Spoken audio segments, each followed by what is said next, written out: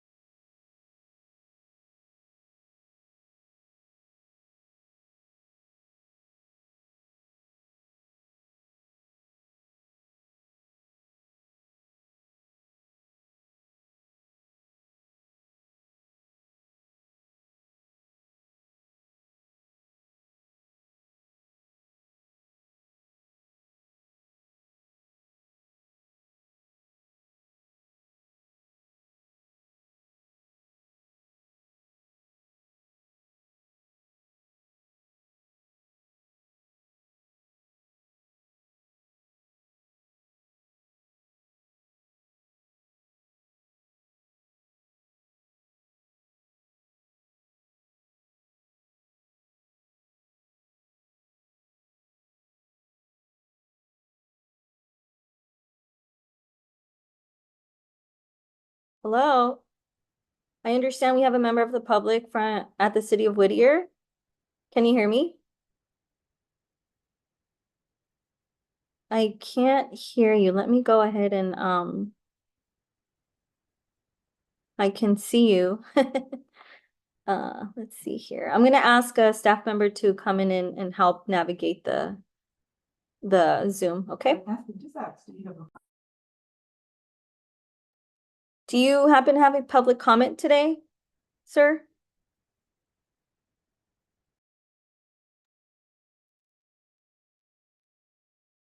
Let me grab a staff member for you, okay? Give me 1 minute.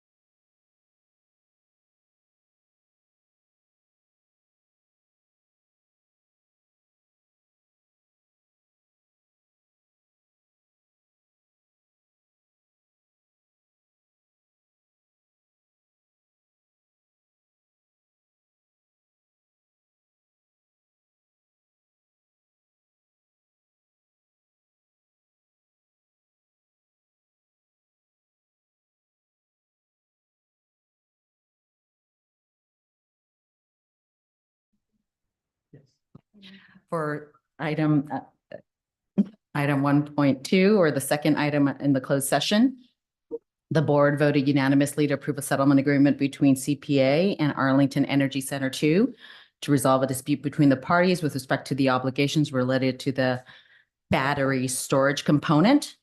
CPA agrees to a one-time payment of $4,310,188. Sounds like we have an echo in the room. Can, whoever has their audio turned on, can you turn it off? Think we're okay now? No, it got worse.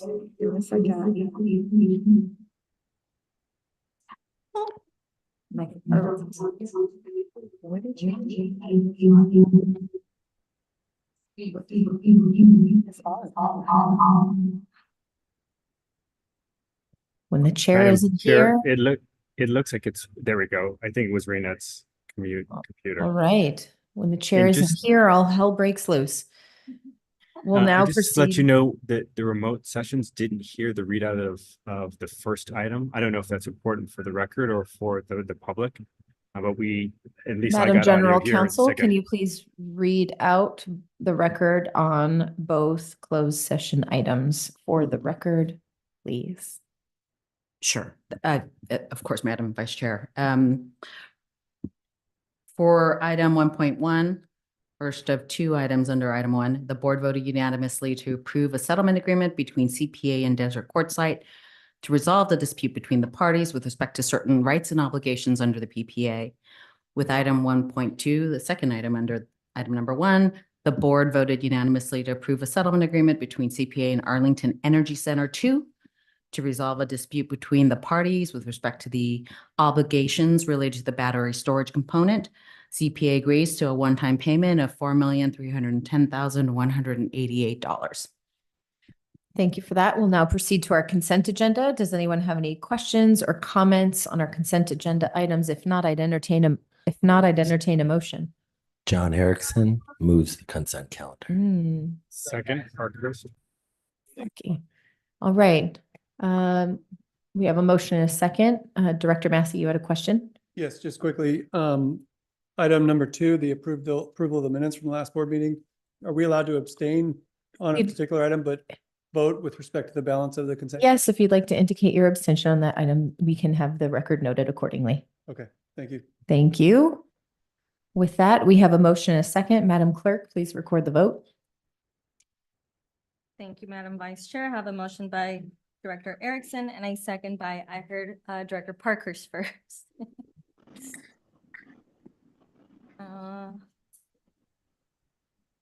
Director Maloney, how do you vote on consent? Yes. Director Cow? Yes. Director Gold? Yes. Director Albrecht? Director Albrecht, how do you vote? Yes. Thank you. Director Santangelo? Yes. Director Kalaikai? Yes. Director McMorrin? Yes. Director Montero? Yes. Director Massey? Abstain as to approval of the minutes. Vote yes on the balance. Thank you, Vice Chair Horvath. Aye. Director Delgado? Aye. Director Sticks? Yes. Director Perello? Yes. Director Stigura? Yes. Director Crosswhite? Yes. Director Parkhurst? Aye. Director Rhodes? Yes. Director Mahmood? Yes. Director Chen? Yes. Director Newman? Aye. Director Campos? Yes. Vice Chair Lopez? Yes. Director Erickson? Yes. Thank you. Motion passes unanimously. We'll now move on to item 11. I want to start by thanking our CPA staff for their work on these rates. I know we've been talking about them. I said to my staff as we were preparing for this meeting, do we ever not talk about rates? But I know that we've been in deep conversation about this. This is a follow-up from last month, codifying what we ultimately arrived at in our discussion. And I know that we, as a board, gave direction to our staff to arrive at this, and this codifies it. So I don't know that we need a formal presentation, but I will ask if our staff has any comments before I turn to my colleagues for discussion. Yeah, so as you said, I kind of think of this as analogous to a second reading. Since we were given direction last month, you'll see there are 4 resolutions which set the rates for our different phases of enrollment. There are actual rate sheets, and they all follow the approach that was approved by the board last month of that medium reserve scenario, with the competitive targets with SCE of -1% bill comparisons for lean, parity at clean, and 5% greater for 100% green. So that's what you directed us to do, and there's a extensive staff report. So with that, I would just entertain any questions. Okay, I don't see any question. Oh, Director Crossway. Yeah, just one question, because I couldn't remember what it used to be. With the time of use changes, how does the new incentivization for people to also charge during the day compare to what it was? Because that was one thing that having sort of a side by side, because we talked about it being set to go with the rates, and I see where it is, but I can't remember what it was. Yeah, so I think you're referring to the new optional rate for EV charging, where we're incentivizing people to during the day. So that is a rate that we're setting up for people to charge during the day if they find that is going to be commercially or save them money. Everyone who's on that TOU EV, not EV or prime rate for EV charging is still sort of being incentivized to charge overnight. But we think that there are others who will charge during the day. So, but that's going to be available on request. So both rates exist for people EV charging, and we're going to work with those customers to figure out what's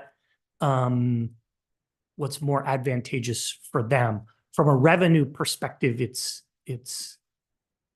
we don't really care. Okay, so the customers will have 2 options. The option to stick with the rate where you would get a reduction for charging overnight, or one where the times will incentivize you to charge during the day instead, if that works for your schedule. Is that? Yeah, basically, the only thing I'll add is the current rate doesn't really encourage overnight. It's just indifferent between night and day, excluding the 4 to 9 period. So it's just really high price during 4 to 9 period, but then night and middle of the day are the same. The new rate provides a discount during the day to encourage daytime charging when we have excess solar and lower cost energy. Okay, so it would be an additional discount if you were on that, if you charged during the day. That's the idea. Which is when most people, unless they work at home, wouldn't be able to charge during the day, but that's the idea. That's the idea. And it's optional. Okay. Seeing no other questions in the room, I will go to Calabasas.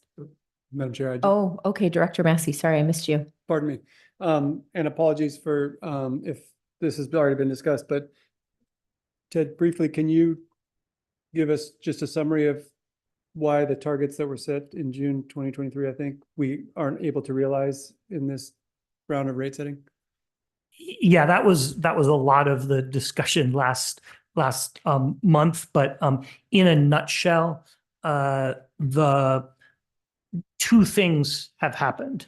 One is the differentials have widened.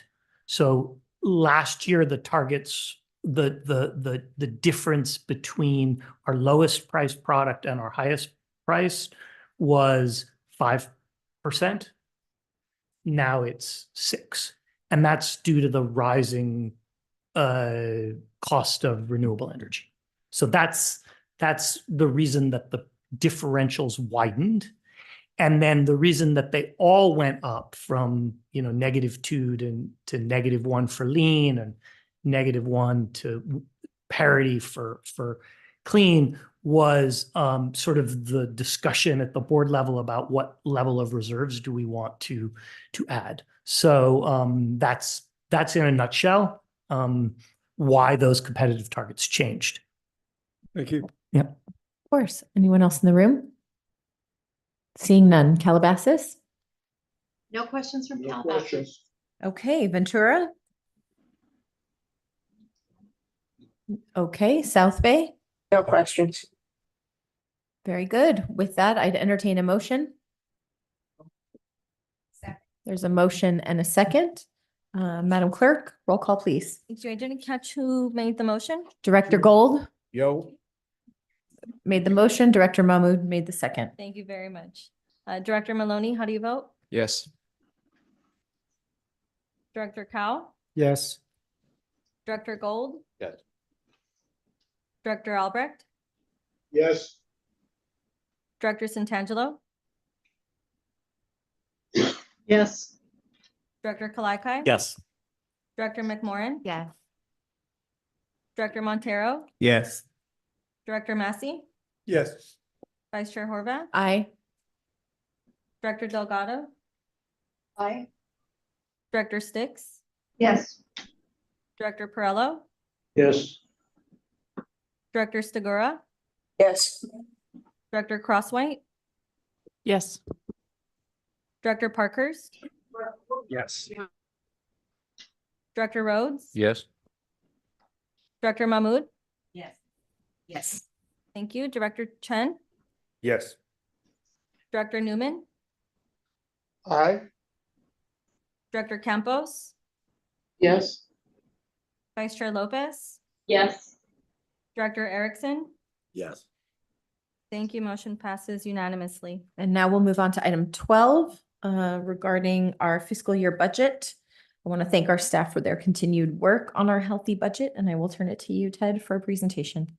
Yeah, David Neal, who is participating remotely today from looks like in front of a renewable energy facility in the sun, will make a presentation on our proposed fiscal year budget as recommended by the Finance Committee. Terrific. Good afternoon, everyone. Pleased to present our 24-25 proposed budget, and I'll take the next slide. Recommendation is to approve the budget. We reviewed it with the Finance Committee last week, and they recommend approval to the board. The budget itself appears as attachment to this presentation. Next slide, please. Here's a timeline for our budget presentation, budget preparation process. We begin our planning process internally in January, and then take, as we do every year, our budget through a review by board committees. The board itself reviewed the budget priorities in May, and now we come to the culmination of that project process, which is the presentation of the proposed budget to the board at this meeting. Next slide, please. Key takeaways. So budgeted revenues are projected to increase by 6 million year over year and reflect the rates that were just approved by the board in the last agenda item. Allowance for bad debt and the full year effect of default product changes and new community enrollments. The budget cost of energy is up by 12% year over year, reflecting increased resource adequacy and renewable energy costs.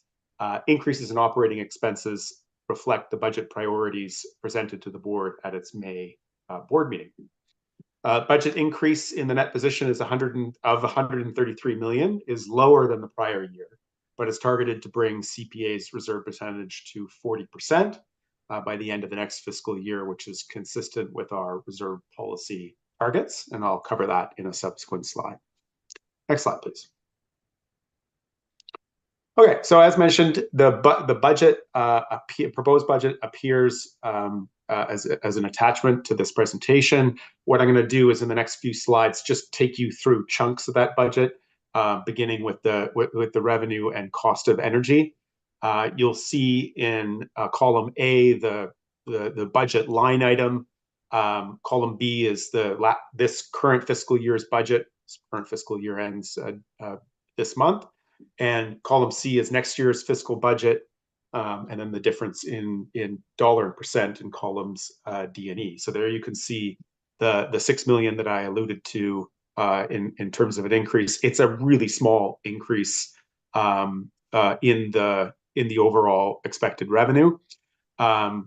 And reflects some offsetting effects, including a small rate decrease, which is effectively what is happening with the rates that have just been approved.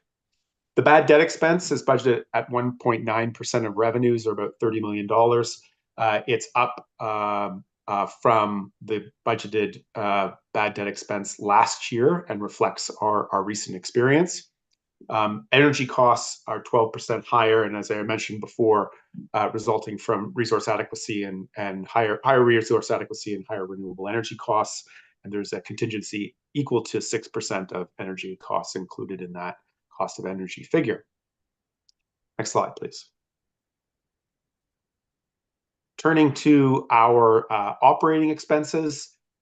This is really the same budget line items that we've presented each year. And again, you've got comparisons this year, last year's budget, and then comparisons in dollars and percent.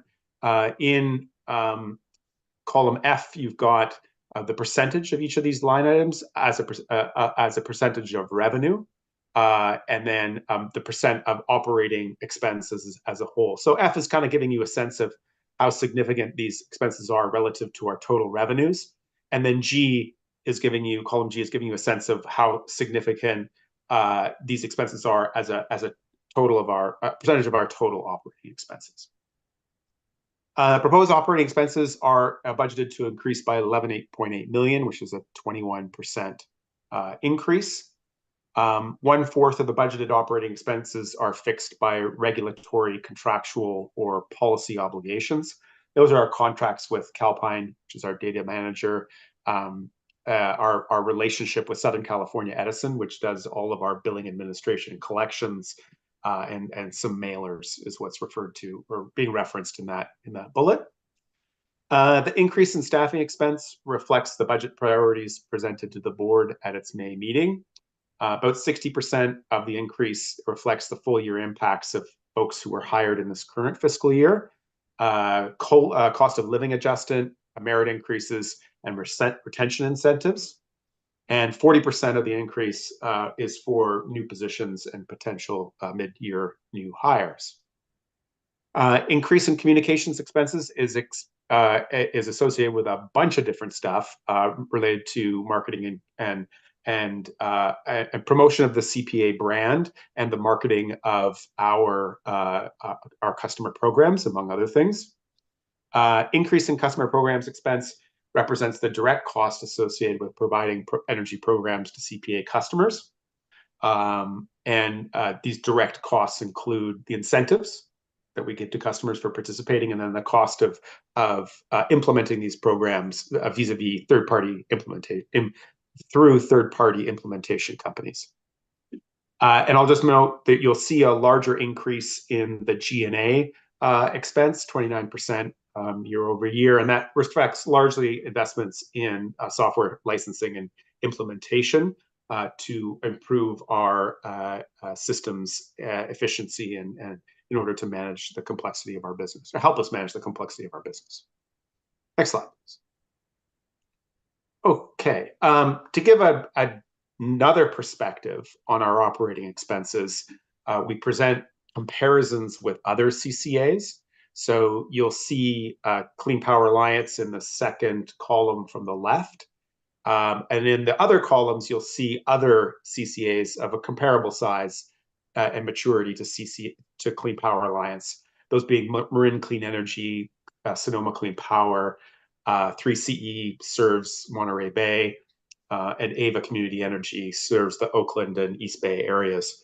So you'll see what we do here is we compare our staffing costs as a percentage of our revenue, percentage of cost of energy, percentage of net income, and then everything else in our operating expenses. So it's kind of giving you, again, that relationship between our staffing costs and our operating costs and our total revenues, cost of energy, et cetera, and then making comparisons, similar comparisons with the other CCAs. And the takeaway from this slide is that our metrics continue to compare favorably with our peers in the CCA world. Next slide, please. Okay, coming to the bottom of the budget, you can see in the first row here, total operating expenses. We just covered that. That's increasing by 21%.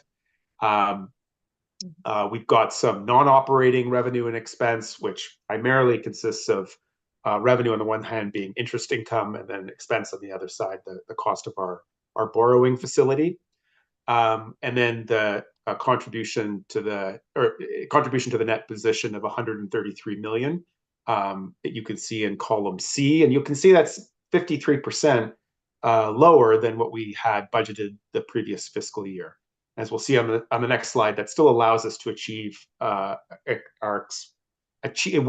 we met the budget, would allow us to achieve a 40% reserve target, which is great, and 143 days of liquidity on hand. And I'll just mention, with respect to both reserves and days liquidity on hand, these are not cash concepts. Our reserves are similar to the equity in the balance sheet, which is the difference between assets and liabilities. And days liquidity on hand is a reference. It includes both cash. It's a measure of liquidity that includes both cash and our available bank line of credit. Next slide, please. Okay, so this is a view of our reserve policy targets. In quotes, you'll see our reserve, a quote from our reserve policy. We target are targeting reserves equal to 30 to 50%, 30 at the low end, 50 at the high percent at the high end of our operating expenses. And you can see columns, row C and D, sort of give the bottom and top of that range in dollar. And then row E is our expected net position. That's where we expect to finish each of those fiscal years.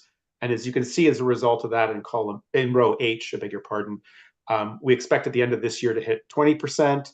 End of last year we hit 20%. End of this year we expect to hit 35%, which is above that minimum, and we're really excited about that. And then we'll get to 40% by the end of the next fiscal year with this proposed budget. And then the rest of that at the bottom is similar, but calculating days liquidity on hand. And you'll see that we are expecting in column D to achieve 145 days by the end of this month, days liquidity on hand, and 143 by the end of next fiscal year.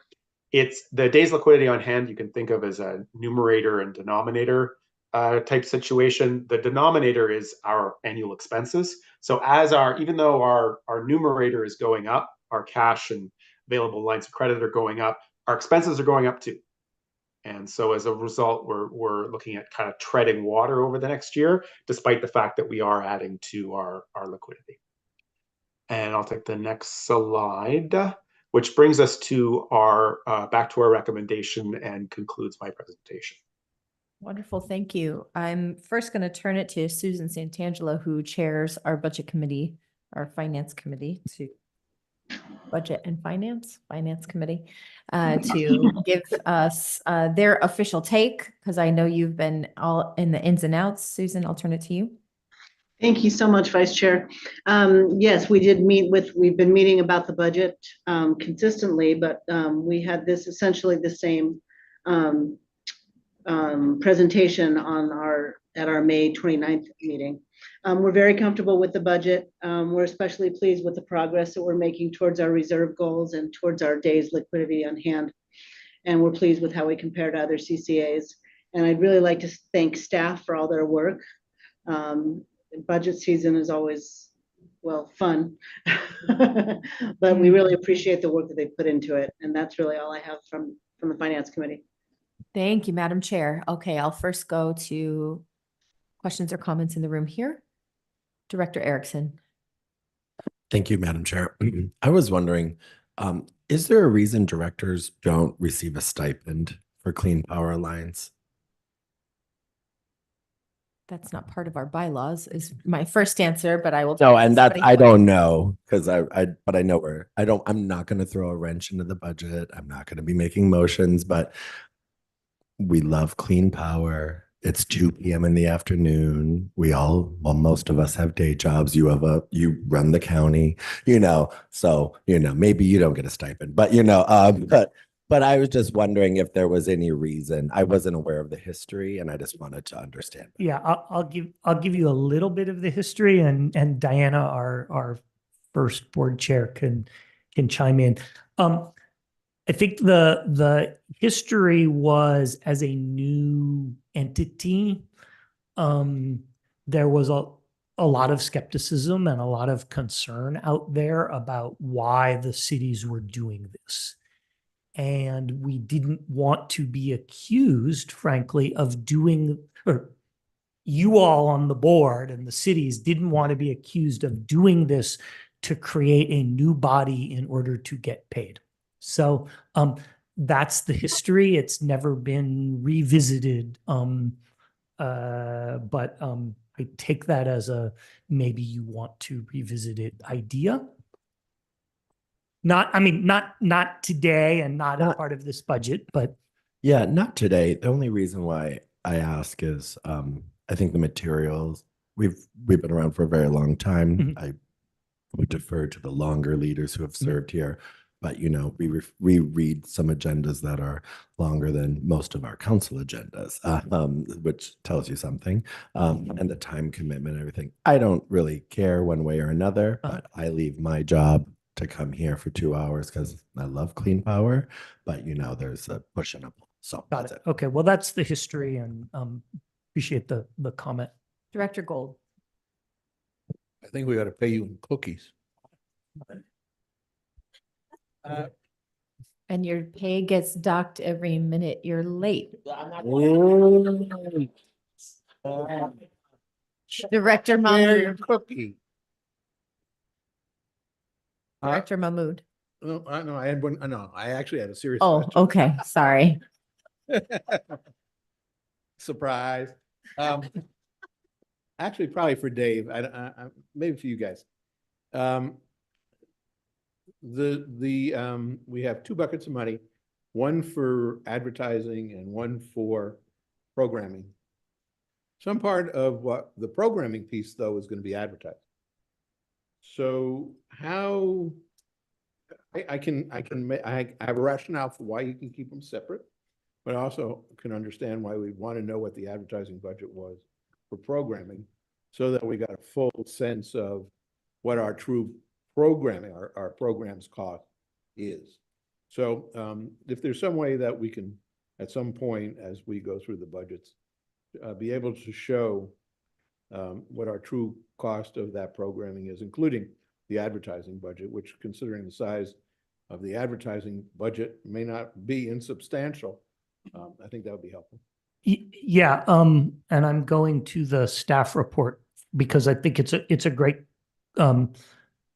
question, and in the staff report there is that type of breakdown where we talk about what is the costs for the advertising of the programs as well as staffing for the programs, because that's also a cost to administer the program. So that detail is available. And, depending on how you look at it, it's, it costs about a third to distribute the money, like in terms of programs and staffing. And not for today. Yeah. But as we look at the efficacy of our programs, it's going to be what's the return of the dollars we spend, and that would include not only the staff dollars but the advertising dollars. It might be helpful just to have a complete picture to the extent that we can, and we could tease out where we're spending money on this and not on that, might be helpful going forward to decide if we want to expand the program or contract the program or whatever. I mean, we're suddenly talking about real money here, where up until fairly recently, not so much. Thank you.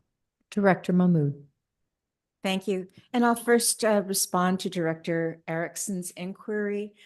We were a startup organization. We had a lot of expenses, and we didn't want to add to that, to our expenses. I mean, we had staff working multiple people to a single very cramped office. And for a long time, our CEO's compensation, notwithstanding the fact that we were the largest CCA, was lowest of all of the CCAs. But more importantly, I think there was a certain ethos. We wanted to attract employees as well as directors who were really subscribing to our mission, and that is the environmental ethos. We're here to make a difference. And personally speaking, I didn't want to make it attractive for someone from our respective legislative bodies to come to get another $100 or whatever it might be a meeting, but to come because they were really dedicated to the purposes for which the Clean Power Alliance was formed. So it was partly economic, but also more aspirational. Now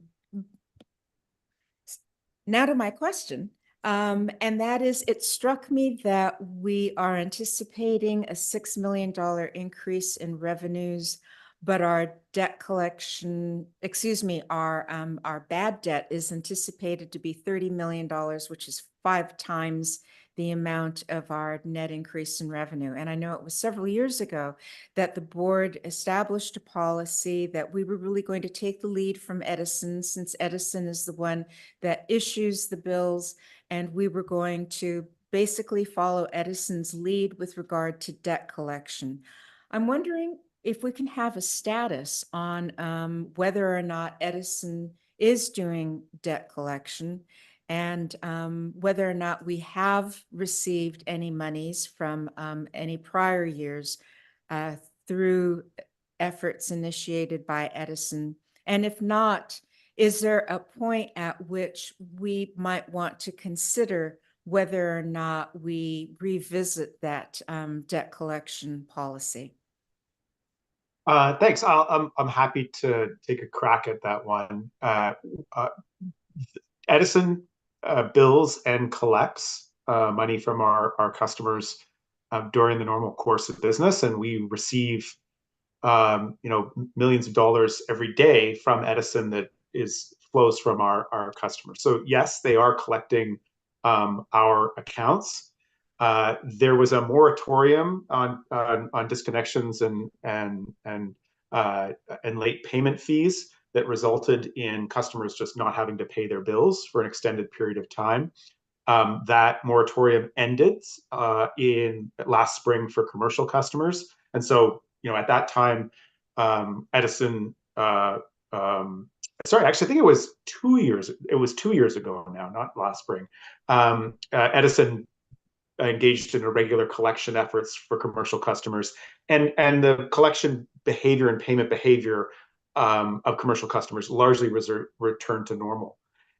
They tried then to do the same thing with residential accounts, and had administrative difficulty with the volume of past due amounts, and their call centers crashed and their lines crashed, and so they started to do it with residential customers, and then they put it on hold. And this is basically disconnection noticing, is what I'm talking about. And then they beginning last fall, they implemented a process by which they're only basically notifying a few customers every month. And I say a small number of customers relative to the total past dues every month. They are focusing on the largest past dues first, but it is a slow and ongoing process. I don't think that would be something that this organization would want to take on. I think Edison is set up to do it. Edison does the billing. I think it would introduce all kinds of difficulties if we were to try to attempt to collect those bills. Provided that when Edison, when a customer is no longer an Edison customer, in other words, they close their account and they owe money to us. In that instance, the receivables are returned by Edison to us, and we do have an opportunity to go and collect those bills have an opportunity to collect those bills. And we're working with both Edison and Calpine to get accurate reporting with respect to those past due accounts of customers who are no longer Edison customers, but still continue to owe us money. And once that that reporting is sorted out, then we'll initiate our own collection efforts for those past due bills. We expect that to be sorted out this summer and hope to begin collection efforts at that time. Thank you, David. That's very helpful. I do recognize, I think it'd be problematic for us to initiate our own debt collection efforts independent from Edison, but I do think it would be helpful for you to report back to the board when Edison does start, and if you could report back the progress that we're having then and going after those former Edison customers. I think it would be informative and helpful for this board, because it is a magnitude. It is striking that it's Absolutely. 5 times what we expect our revenue to be, our revenue increase to be for this next fiscal year. Thank you. Absolutely. Thank you. Thank you. Seeing no other comments or questions in this room, we'll go to Calabasas. Madam Chair, sorry. Oh, man. Can you maybe turn your sign? Otherwise, that's typically what people do, just so I know. All Sorry right. for missing you again. Apologies. 2 quick questions. The cost of renewable energy is rising. To what do we attribute that? And what do we see the future looking like for that? And then the second question is a more granular one, and that is on the comparison of the CCA's other operating expenses for CPA is significantly higher than it is for the other ones. I don't know if it's a matter of how we categorize that particular line item, or if there's something there that we want to scrutinize. Yeah. Go ahead. Go ahead, Ted. David, go ahead and take that. Take Sure. the second. Both of them. Yeah. So on the renewable energy question, there is a fairly well established forward price curve for renewable energy. We see it high, extraordinarily high in the next couple of years, and certainly within the budget period. And then that market price of renewable energy sort of starts to come down. And at the same time, we have more and more of our long-term renewable energy contracts, which are being built and coming online. And that will help us also reduce our renewable energy costs. But for the time being, those costs renewable energy costs remain elevated. And I'm trying to just navigate to that page so I can pick up your question. So I've got it here. I've got it here. So what we try to do on the comparables is not look at the notional amount, but the percentages, because we are 40% or 30% larger than Ava in terms of revenue, almost double the size of MCE. So really what we're looking at in terms of staffing, say as a percentage of revenue, or other operating expenses as a percentage of revenue, we're all actually lower than they are. So we try to normalize for the, our on a notional, our costs are higher, but as a percentage of our revenue, it's lower. And where is that reflected on this chart? That's, so if you look at staffing as a percentage of revenue, other operating expenses as a percentage of revenue, it's the top line, but we also look at, as cost of energy and as our net energy revenue. So really when we're doing those comparisons, we're trying to look at the percentages rather than the numbers, because they just don't have as much revenue as we do. And so I think one of the things is it's just showing the economies of scale of our size. Understood. And following up on the first point, so for the next couple of years, we see renewable energy costs rising and then they start to come down. How steeply do they come down? That's what the forward curve is telling us, is the expectation. I think for us, the desire is to be less and less exposed to whatever happens to that forward curve through our own fixed price long-term contracts. Thank you. Okay. Now we are done in this room, I believe, and I will go to Calabasas. No questions. Okay, Ventura? No. Hearing none, South Bay? No questions. Okay, I don't think Whittier's ever joined us. So with that, I'd entertain a motion on this item. Second? There's a motion and a second. Director Montero made the motion. Director Mahmood seconded. Madam Clerk? Thank Please you, call the Madam roll. Vice Chair. Also note for the record, we did not receive any requests for public comment on this item. Director Maloney, Yes. Director Cow, Yes. Director Gold, Yes.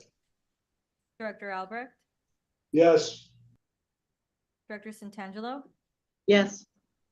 Director Kalakai. Yes. Director McMorrin, Yes.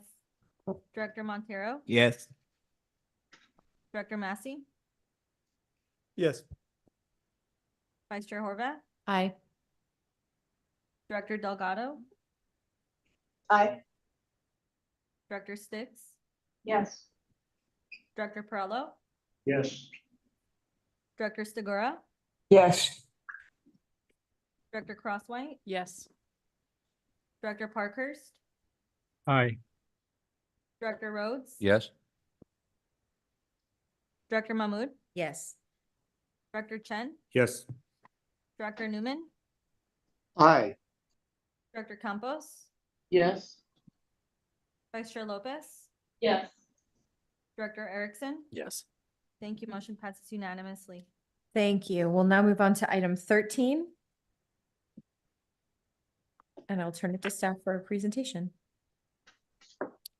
Great. So we have before you a request for a contract to implement an energy advisor program, or as our former board chair who really liked the idea, talked about an energy concierge. So Shiko, who's going to manage this program, is going to present a little bit about what this is and how it works. Hi, can you hear me? Great. Everyone, good afternoon. Excited to talk about our Energy Advisor program. I also like Energy Concierge, but there's going to be a lot of other great names as well. Make a motion, that's what we call it. Done. Not on the agenda. Next time, next time. So, the big reveal is that we will be asking you to request approval for our CEO to sign a professional service agreement with Clear Result Consulting. Before then, I'll give you some background on the Energy Advisor program, and we'll talk a little bit about what's contained in that professional services agreement.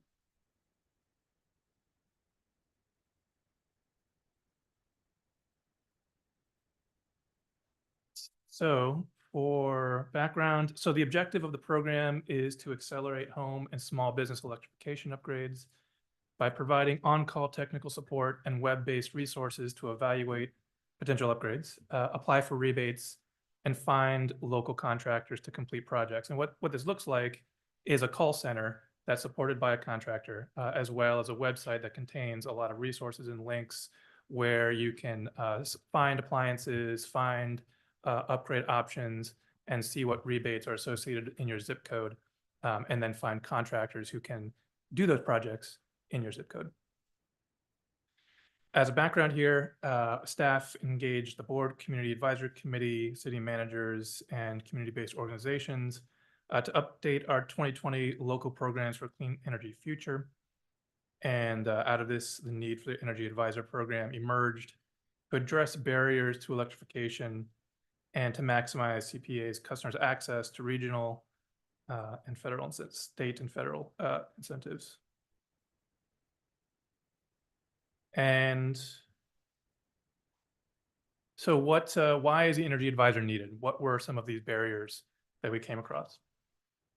So first of all, there was no support for electrification project questions. There are a number of programs in our territory that are electrification advisors, none that cover our entire territory, and none that cover all of our customers in that territory. In other words, some, like SCE's program, is focused primarily on low-income disadvantaged communities.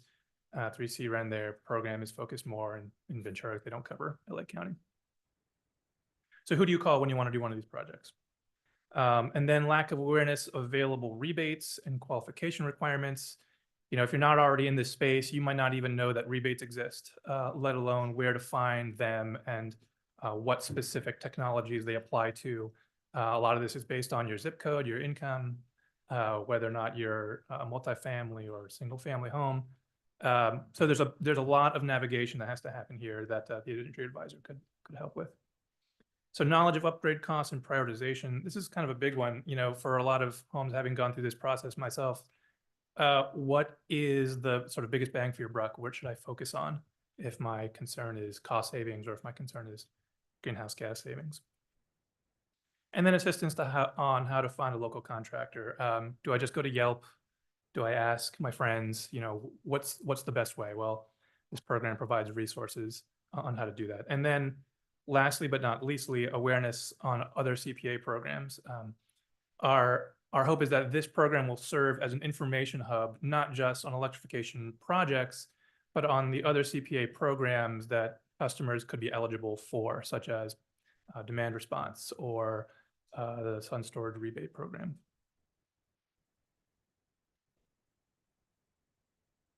All right, so what does this look like? So let me start off by saying participation in the Energy Advisor Program is not linear. In other words, you could have no idea how to start and just need some kind of information to get your feet wet. Or you could have done all your research, you know exactly what you want, what technology you want, you're looking for a hot water heater, you just need to find someone to do it for you. And you could be at each of those stages and anywhere in between. And the Energy Advisor will have some service available for you. Generally, looking at this diagram, I'm starting in the upper right-hand corner and then going clockwise, assuming someone is going to take advantage of all of these services and what that could look like. So you start off going to our website and looking at available appliances and electric energy efficiency options. From there, you can call our on-call technical support. And they can walk you through some of your options here. You can also continue to do some online research from our website, program website, which will have links for available appliances and other resources. Then let's say, you know, you've settled on, you want to do some kind of heat pump upgrade, either space heating or water heating, EV, electric vehicle purchasing, or you want to look into some solar for your home. We'll have calculators on our website that are branded by, have CPA branding on them, created by our contractor, that will help you estimate the greenhouse gas benefits, the long-term costs and cost savings from efficiency. From there, you might choose to do a virtual energy assessment. So you may have the question, what other projects do I want to look at? Rather than having someone come to your home and do that with you, you can do that all over the phone or now. So you'll be on the phone with an energy advisor and you can take pictures or take video of your electrical panel, your hot water heater, all those things, and they can create a report for you. It's called that we're calling an electrification plan that summarizes different options you have to electrify and what you might need to do in order to do that, for example, if you need a panel upgrade. From there, you can get resources on local, state, and federal rebates through Energy Star, and then find guidance on contractors. And here we'll be using Switches On. And this has a list of available contractors in your region that have gone through the tech program or that work with the tech program. And you can search by zip code and find local contractors who can help you with your projects. And from there, either get an online bid or have them come to your home or small business and do it that way. And then from there, you can get referrals to other CPA programs. One of the best, I think, one of the greatest aspects of this program is that it has such a large reach. That 97% of our customer base is going to be eligible for this as being either a residential or a small business. So, you know, potential for large impacts over time. All right, so what could this experience look like? I won't go through everything on this slide, but my goal here was to lay out, if you're looking for a hot water heater, what would your experience look like if you wanted to engage with the Energy Advisor program? So first you would contact an advisor, and you may have questions like, how does the electrification process work? How do I get started? And what qualifies for a rebate? And from there, you can check out the Energy Star website. Then you receive a virtual energy assessment, figure out if your house is a good candidate for electrification or if you're going to need service upgrades from Edison. What types of equipment will work best? What's the biggest bang for my buck in terms of greenhouse gas savings and cost? From there, you can find a local contractor, go to the switches on, and you might call the advisor again after you get a number of bids and ask them, like, what should I be looking at from these bids to help me determine which is going to be the best option for me? And while they can't tell you which bid to go with, they can give you some guidance on benchmarking for these similar projects, and then, you know, direct you towards other services that rate different, like a Yelp or like I think the Switches On even has like Google ratings for different contractors.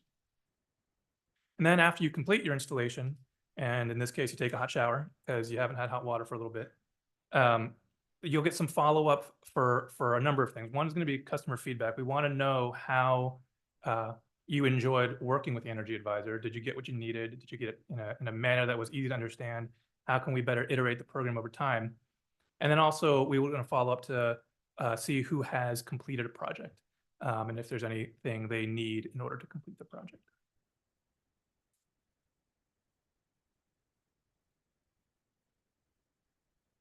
And then one of my last slides here is on the professional services agreement. So we had a competitive RFP process and landed on Clear Result Consulting. Clear Result has experience running Energy Advisor programs for Bayren, for Edison, City of Palo Alto, and they've also worked with Sonoma Clean Power and Peninsula Clean Energy's advisor programs. We'll be leveraging their existing tools and call center for this program. In other words, they've already got a set of call center staff on the ground. They've created a lot of template tools that we'll be using.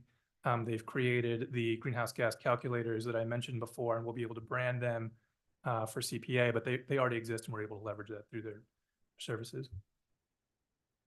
The PSA is about, you know, it's $2,194,000 for not to exceed for the initial 3-year term, with an option for 2 one-year extensions after that.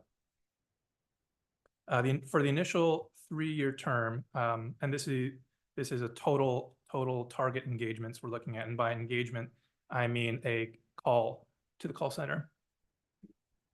We're hoping to reach just under 17,000 customers, and both residential and small business bundled into that number. And from there, we're targeting about 1,300 virtual energy assessments over that 3-year term.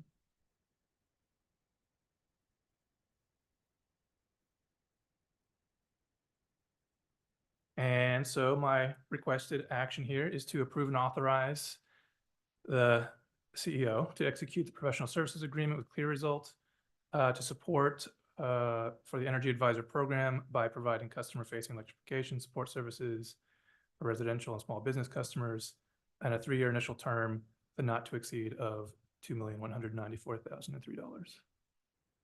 And that concludes my presentation. Thank you very much. I think this is a great addition for us as a Clean Power Alliance to be able to support our businesses and our customers. I wanted to ask, you said that this could apply to 97% of our customer base, but what percentage of that or how is this, for example, going to speak to renters who are in the residential space? Yeah, so there are, renters are going to have a unique challenge where often they are going to have to work with their property managers in order to do upgrades. But we will still be able to talk to renters, help them walk through the process and think about what they're going to need and do. Additionally, we'll be able to help property managers discern between rebates that are geared specifically for that are centralized systems, rebates for centralized systems versus rebates for like a wall unit AC system. So, okay, so renters could use this process, but they still need to go through all of the approvals that they would have to do from their property owner, the building owner, whomever. For anything like a panel upgrade or something. Okay. Thank you for that. Because I saw the value in terms of speaking to our small businesses and capacity to do some of those developments. And so, you know, I think it's important that we're speaking to people who, just as you said, might not know that these incentives exist. So how are we doing that targeted communication to them? That is going to be upcoming. We're, I think part of the budget you saw was for marketing, and that's going to be for this program. You know, in the next month or so, starting hopefully tomorrow, we'll start working with the marketing team to develop that plan. Yeah, I know there are a lot of federal programs that allow us to get going on all of this. So it allows us to basically bring our tax dollars home and reinvest, which is great. And I would also encourage us to think about how we work with community-based organizations, especially in communities that need a bit more cultural sensitivity. Sometimes a stranger showing up with, even with a very pleasant message, even speaking their literal own language, if you're still a stranger, they might not accept the information from you as readily. So thinking about who some of those community-based partners can be to make sure the message actually gets to the people we're intending, I think will be incredibly important. But I'm excited about this program. Glad to see it moving forward. We do have lots of questions in the room, so I'll just go around in a circle. Director Mahmood. I am super excited about this. I've looked at the websites and they are not user-friendly. So I think this brings real value added. I have two questions. The first one is, when do we anticipate that the services will be available so that we can tell our residents about these fabulous services and value added that being a CPA member brings? Great. Yeah, so we're looking at launch for early September in terms of a go live date for the website and the call center. Okay, and then the second question is the number of customer engagements and the virtual power audits look to me to be a bit conservative. Maybe I am unduly optimistic, but I'm wondering if the contract cost would increase if in fact we have greater utilization of the program than reflected in those numbers. Yeah, so I hope you're right. And I hope that a lot more people call in, a lot more people do take advantage of those virtual energy assessments. The way we structured the cost is predominantly by hour for that kind of support. So there's an assumption of like an hour per engagement. And so if there were a lot more engagements, that would increase the cost, and we have to revisit that down the road. Thank you. Director Montero. Thank you, Madam Chair or Vice Chair. Actually, this is great because 2 days ago, I was having a conversation with the South Bay Cog Environmental Service and also the so-called RAND. Yes, thank you. Because, they have programs that's giving rebates to the people, but the people are not applying for because they cannot understand the process or cannot access the information. Even the South Bay, South Coast, air quality right now have an EV charger program going on, giving people money to put their chargers at home, right? But they having difficult accessing to people. So I wonder if there is a potential, partnership with these agencies, with the new consulting team to create this network of all these, the Southern California, especially, LA County, all these other cities to get that information out there quick as possible, right? And the vice chair mentioned about, bilingual culture sensitivity. So because we have a lot of bilingual people, special seniors that does not understand, but they want to save money. If, for example, South Bay Caucus is going to have a program that's going to give appliance, can replace all the appliance for free, right? So those are the kind of things that we need to partner and to make sure that the message is getting to our constituents. Okay. Yeah. But this is a great idea. I appreciate it. Director Crossway. Yeah, how, do we know how the contractors, it says here on one of the slides, connect directly with trusted contractors? So how do they determine what contractors are on the site? Is there a vetting process if a customer has a bad experience with a contractor? I mean, I'm just wondering how that part of it works. Sure. So the contractor site is through the Switches On, which is state funded. And they use contractors that go through the tech program. So there is, to get the details exactly on what that vetting process looks like, but there is one and they do have reviews on the website as well. Director Maloney. Thank you. I think this is a great idea. There's clearly a need for kind of a consolidation of information and having kind of one point of contact. I do wonder how it's going to interact with CPA customer service as it is. Then all of a sudden we have more choices for people to come into the organization. So obviously, if it's a question for CPA customer service, they would refer them, I'm sure, to the appropriate place. But that seems like an important thing for us to think through and how it's going to appear to the outside. So is this going to be phone support and simplified web information, right? That's the idea. It's going to work on both. Okay, because I think that part of the issue is when people go to the website, there's just tons of information. And it would be great. I love this idea about an energy audit or whatever we're calling it, to say, here's my situation and then we tell them, here's how you can benefit from these things. So that's it. That's a great idea. I do want to drill down a little bit because the spoken language thing is an issue. So English, Spanish, and simplified Chinese. I mean, I assume that means there's going to be Mandarin and Cantonese speakers. There's hundreds of thousands of people in and around LA County that speak Tagalog, Vietnamese, and Korean. It'd be great to be able to capture a lot of that because those people on the margins are sometimes the ones that can benefit the most from these programs. So I would hate for us just to go through the top three and then leave it there when there is other communities that really can be reached out to. So it's easy to get translators these days, especially for a big contract like that. I had one more note, but I don't understand what I meant now, so that'll do it. AI. Okay, Director Gold. Well, I love the idea of the concierge. And I have to say that in the drought 2015, we started with a concierge for water conservation. And she was by far the most popular employee we've ever had. And she'd go to people's And you homes. stole her from South Pasadena.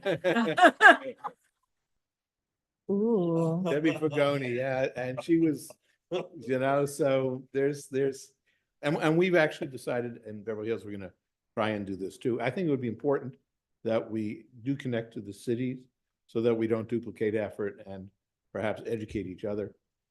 I think it's also important to understand as these audits start to get done, that we track them and maybe we track them by type so that, for instance, we don't want all of the resources going to any one particular group. We don't, because there's going to be a huge small business need. There's going to be a huge multifamily need. There's going to be a pretty large single family. I mean, so maybe we need to pre-think what those categories of use might look like and try and spread the money, not necessarily evenly, but at least spread them among, and then I think we should audit that. I think we should come back and know.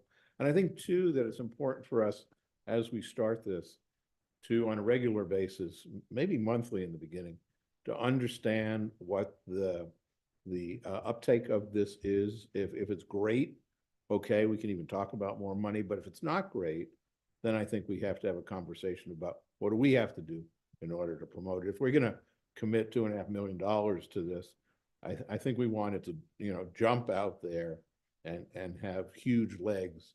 And I think it's up to us to ensure that it does. And the only way that happens is if you tell us how we're doing. So those would be my thoughts. I think it's a great idea. I love it. Director Massey. Thank you, Madam Chair. I also support the program. I had a few clarifying questions. The first one along the lines of Director Gold's comment. So we're expecting close to 17,000 engagements over, I think it's on an annual basis, or is it over the 3-year period? Okay. What if we have fewer than that? This is a not to exceed contract, but are they going to be paid commensurate with how successful the program actually is? Or are they going to get the full contract value regardless of how many engagements they actually have?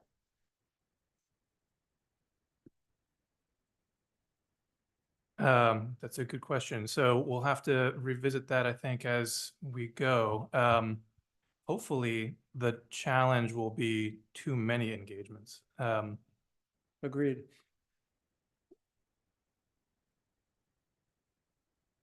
Yeah, I'm pulling it up. Yeah. Oh. Let me And look at the language. I'll go on to my next question while you try to refine that. Just a technical question. Will there be like a chat function? So Yes. folks, okay. And then I had a question about the benchmarking, and I'll give you my experience. We used the Switches On website to find a local contractor to price out what it would cost to replace our HVAC system with a heat pump system. The number came back larger than we expected, the quote, and we really didn't know where to turn to benchmark that and to see whether or not that was a viable number or a legitimate number without the need to like go out and have a bunch of other people come and give us quotes and all that stuff. And then even then if it's all in the same bandwidth, then you're in the same situation. That was a different experience than when we installed solar panels on our house, because for that, the state maintains a database that basically tells you, I think, in your area, what solar systems are being installed and what the dollar per watt installed price has been. So you can yourself benchmark in your market area. It's a pretty robust data set, what you should be paying to get a solar system installed. But I didn't see that same functionality in the heat pump space. I understand that there's also the market for home batteries is tough right now. It's rather pricey. This is me secondhand talking to people who I think are well informed about it. That would be another area where a robust benchmarking capability is going to be very helpful to our ratepayers, it would seem to me, based on my experience. So can you talk a little bit about how we're going to benchmark? We're going to use the Switches On to get qualified contractors to do this work, but what are we going to use in order to benchmark the price so that when we advise folks who come back and say, hey, I got 3 bids and I have no idea whether or not this is good value?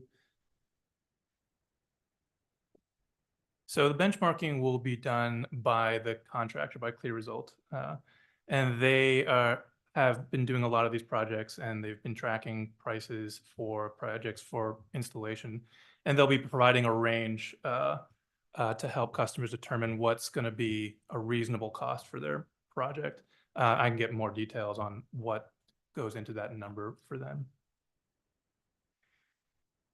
Okay. Yeah, just that part of the energy advisor is, they're still going to be using that Switches On sort of platform, but the energy advisor now, Clear Result, has its own database of the stuff that's being spit out, and therefore can sort of provide that next level down of what's going on. They're operating in the Southern California market already. So that's, part of it. And then, as these things move, the knowledge base starts to increase and you get more data points and it gets further refined. Right. And is their database proprietary, meaning that it can't be published on our website, for example, so that people could sort of see for themselves, like, hey, in the San Gabriel Valley, here's what people are paying to get heat pump HVAC systems installed, roughly speaking?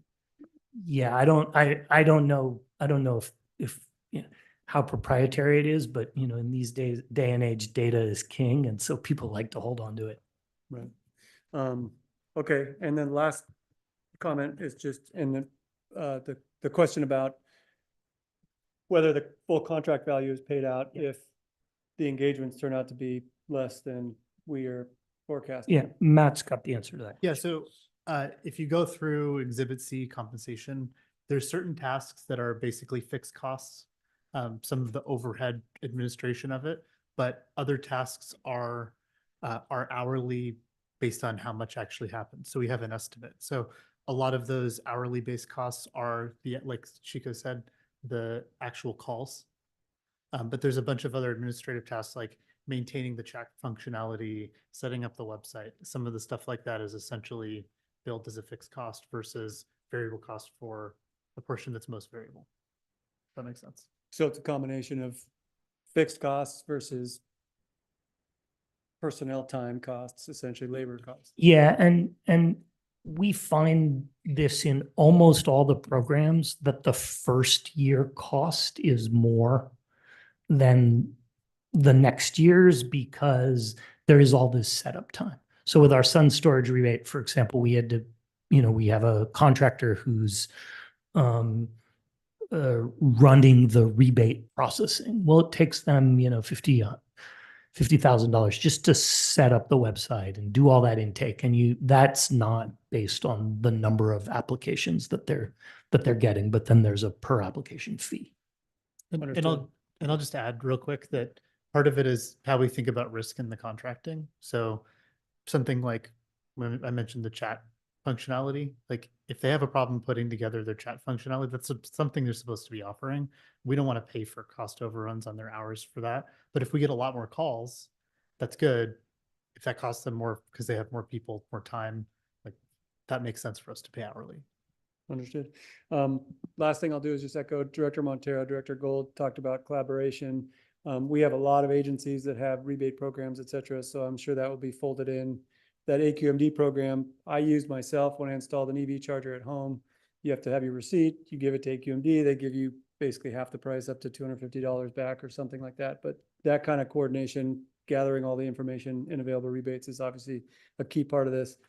One additional thing is I know the South Bay Cities Council of Governments, for example, has the South Bay Environmental Services Center, which purports to be, or, attempts to be sort of a one-stop shop for all things environmental services, including water conservation, so on and so forth.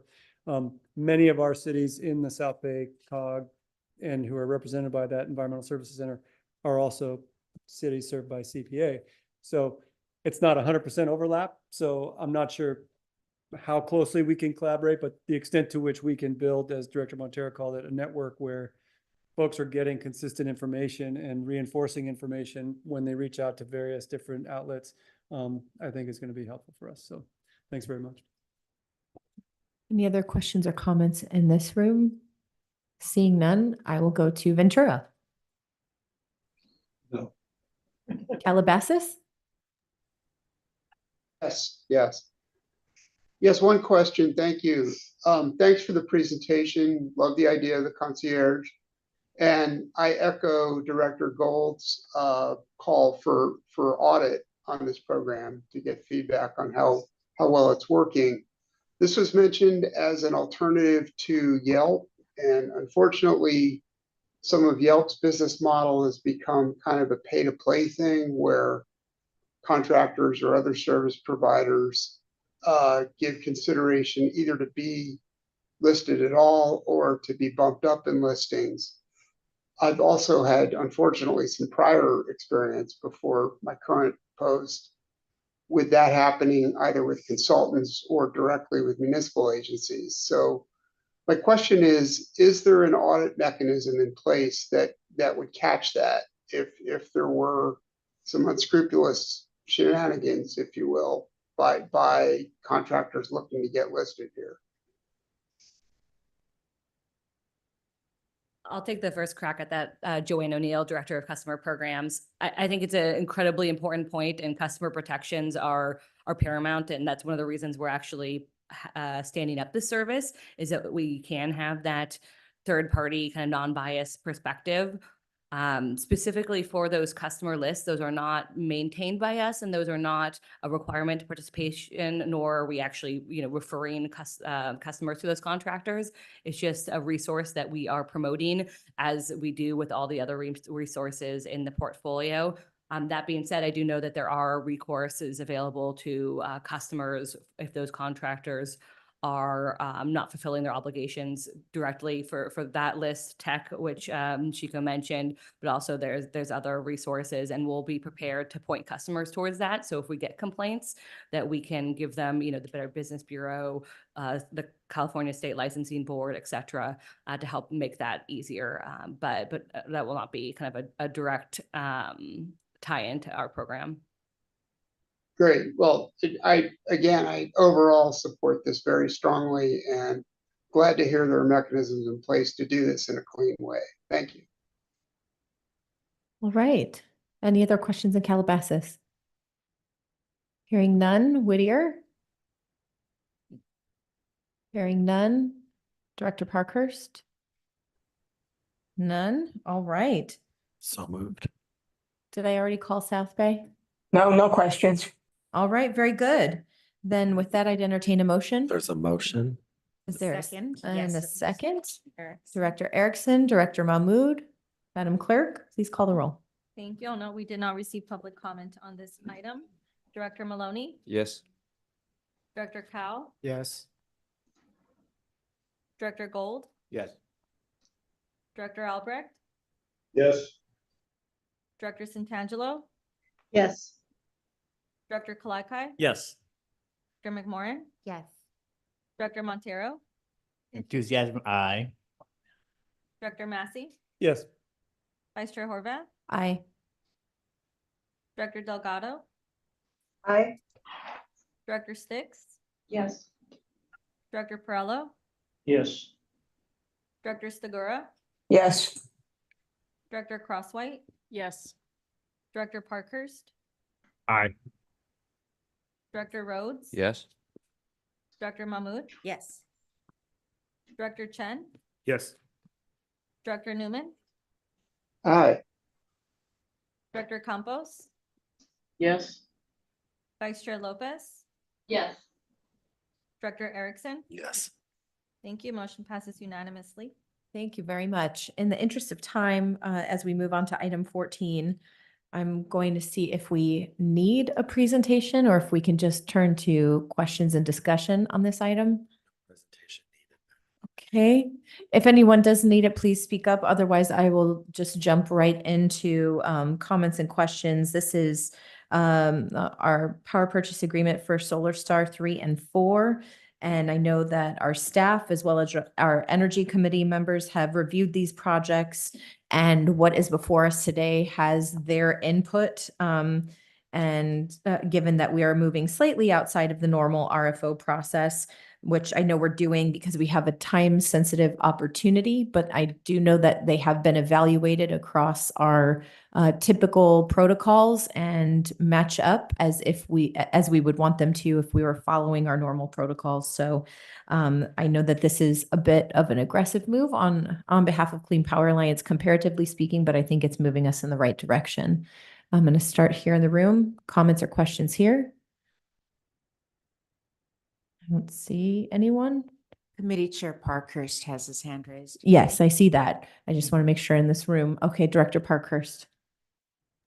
I'll be really quick considering the hour. Just two things to note. One, this is a great opportunity. As you said, it's been thoroughly evaluated by the committee. And the other thing to note is that this is our first contract with a subsidiary of Berkshire Hathaway, and that was made possible because of our investment grade credit rating. So it again goes back to underscore the value of our credit rating is. So it's small, but an exciting bilateral contract. Okay. Calabasas? No questions. Ventura? No. South Bay? Whittier? Hearing none, I'd entertain a motion on this item. Madam Chair, I move approval. Second. I'll second. There's a motion and a second. Madam Clerk, please take the roll. Thank you. I have a motion by Director Mahmoud and a second by Director Erickson. Director Maloney, how do you vote? Yes. Director Cal? Yes. Director Gold? Yes. Director Albrecht? Yes. Director Santangelo? Yes. Director Kalaikai? Yes. Director McMorrin? Yes. Director Montero? Yes. Director Massey? Yes. Clean power. Vice Chair Horvath? Aye. No power. No power. Director Delgado? No way. Aye. Director Sticks? Yes. Director Perello? Yes. Director Segura? Yes. Director Crosswhite? Yes. Director Parkhurst? Aye. Director Rhodes? Yes. Director Mahmoud? Yes. Director Chen? Yes. Director Newman? Aye. Director Campos? Yes. Vice Chair Lopez? Yes. Director Erickson? Yes. Thank you. Motion passes unanimously.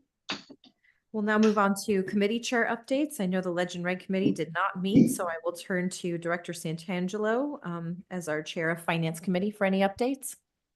Thank you, Madam Vice Chair. Excuse me. We had a third quarter update by David McNeil, which showed a strong finishing in the third quarter of 20% ahead of budget, which is our contribution to net position, which comes to $126 million to our net position, which is compared to, if you compare it to where we were last year, the third quarter, we had lost 34 million. So we're in a much stronger position. The second thing we talked about was the budget, which I already gave a report on. And then the third thing that we talked about was item number 3 on your consent agenda. And that was opening the bank dealer account. CPA has growing levels of cash that need to be invested. And there's currently an inverted yield curve. So we need longer securities to lock in yields and to reduce our exposure to decreasing rates. And so by opening this bank dealer account with US Bank, that enables us to do that. And I think it's really important to know that whenever we're doing anything with investment, that we're in line with our investment policy objectives, which are safety, liquidity, and return on investment. And that's all I have. Okay. There are no questions for our Chair of Finance. I'll turn it to Director Parkhurst, who is our Chair of Energy Planning and Resources. Thank you very much. So we met at the end of May, and a couple updates, 2 updates really. One is that our annual integrated resource plan, kind of our long range plan for energy procurement, is going to take longer. So the deadline has been pushed back. It's usually every other year. It's been pushed back an entire year. And there's going to be a whole bunch of new matters included in it. So that's going to change a little bit about what the Energy Committee is going to work on. So it's not going to have a huge impact overall to the organization, but it's an impact to the Energy Committee and specifically the procurement staff. We have another RFO launching this June. The main objective of this RFO is to reduce our short-term market volatility and at the same time create a more blended portfolio. I mean, we're in a good position right now. The only things we're short on is geothermal and biomass baseload resources. But this is an opportunity for us to chip away at that and to again create that blended portfolio. That said, we have to recognize we've seen that today with the contracts we've reviewed, that we're in a seller's market. And so it's going to be some challenging pricing as we've seen. And finally, the backlog of projects that are in the interconnection queue has only gotten worse. So we're going to see that reflected in the proposals that we see and the prices that we've seen. And that ends my report. Thank you very much. Do we have any, I'm going to go a little bit out of order. Do we have any board member comments? Director Montero. Thank you, Madam Vice Chair. Actually, what I want to say is thank you to all the staff because, you guys have to present to us at least twice, the executive committee and then over here. So it was a lot of work for these past 3 months because we just approved the budget, the settlements and everything, all these projects. So it's a tremendous work. So I want to say thank you, because I think it takes a lot of time, effort and commitment. So thank you very much. Director Gold. I just like to compliment everybody on practicing what we preach. We're saving energy by setting the AC at 87. It's true. For anyone in our remote locations, I don't see any hands raised. Do we have questions or comments? Whittier, Calabasas, South Bay, No, thank you. Ventura, No. Director Parkhurst. Okay, with that, I will turn it to our management report. Yeah, thank you. Yeah, there's chiller maintenance being done tomorrow, by the way. A little late in the summer. But we look forward to seeing many of you later in about 2 weeks, 2 weeks and a day at the board retreat on USC. 26 folks have RSVP'd, so we're looking forward to that. Good news that we met our 2024 resource adequacy compliance for this upcoming summer, which is a microcosm of many of the new resources that are being added around the state. You may have seen the governor announcing, 10,000, we hit 10,000 megawatts of batteries. We're looking at just in the last 9 months statewide, another 9,000 megawatts of capacity has been added or will be connected to the grid by the end of June. So, I mean, just a big sort of note that I always feel like people like to rag on California, but when California decides to do something and actually do it, we do deliver. And, of that 9,000, almost 10% of it came from Clean Power Alliance alone, just in the last 9 months. So excited about that. One last note on the upcoming summer is that while the sort of the standard metrics tell you that we ought to be okay on reliability, stuff can always happen. Right? Climate change is happening, but we could get a 10, 12-day heat dome and, that's out of the ordinary. You could get transmission or failure. You could get heat waves. So we're on guard for any reliability issues this summer.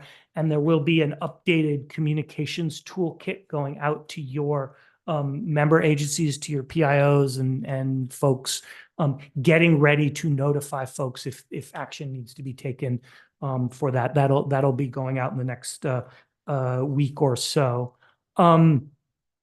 Two other quick things noted in the management report.